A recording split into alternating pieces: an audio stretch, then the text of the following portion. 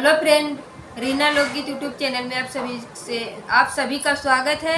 मैं एक नाच गीत गाने जा रही हूँ। आप लोग देखना, जितने हमारे माताएं, बहनें, भाई, जितने लोग आप सभी लोग हैं, सभी से रिक्वेस्ट है कि मेरे वीडियो को आप लोग फुल वॉच करके देखें और दिल लगा के, मन लगा के ज़रूर सुने। ये मेरे प्यारा नाच गीत है, आप लोग ज़रूर देखें। सोनवाया चंदिया के हमारी शरीरिया पीतल कई दिहला, हे राजा जी हो पीतल कई दिहला, हे राजा जी हो। सोनवाया चंदिया के हमारी शरीरिया पीतल कई दिहला, हे राजा जी हो पीतल कई दिहला, हे राजा जी हो। माई और बाप जी कई पालल शरीरिया, माई बाप जी के पालल शरीरिया अपन कई लिहला, हे राजा जी हो अपन कई लिहला, हे राजा जी हो अपन कई लिहला, हे राजा जी हो। सोनवाया चंदिया कई हमारी शरीरिया पीतल कई दिहला, हे राजा जी हो पीतल कई दिहला, हे राजा जी हो।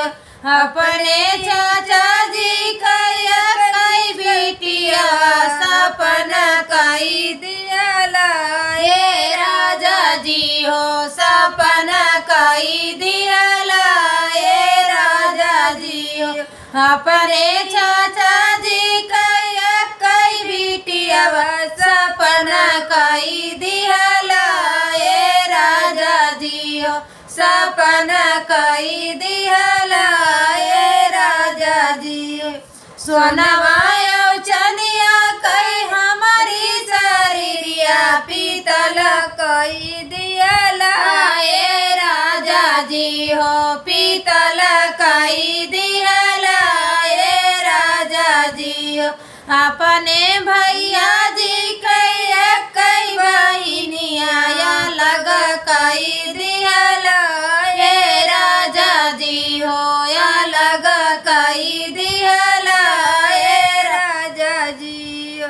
अपने भैया जी कई बहिनिया लग कई दिहला, हे राजा जी हो लग कई दिहला, हे राजा जी हो। सोनवाया चंदिया कई हमारी शरीरिया पीतल कई दिहला, हे राजा जी हो पीतल कई दिहला, हे राजा जी हो पीतल कई दिहला।